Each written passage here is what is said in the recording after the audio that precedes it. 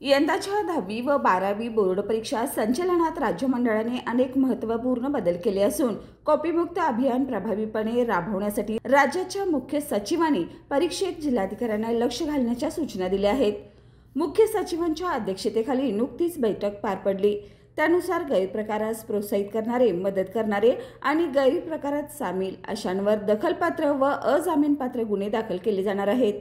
संवेदनशील केंद्राचे ड्रोन मार्फत चित्रीकरण केले जाणार आहे।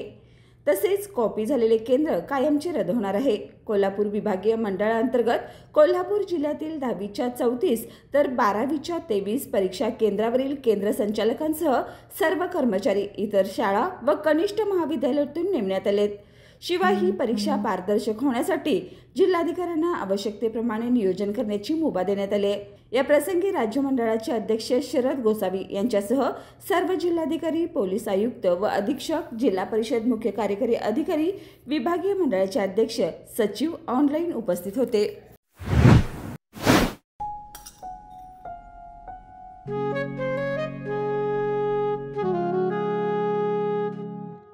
बाबा, आज येताना बासुंदी घेऊन या ना। अगं, कालच आपण आईचा वाढदिवस होता म्हणून आणली होती ना।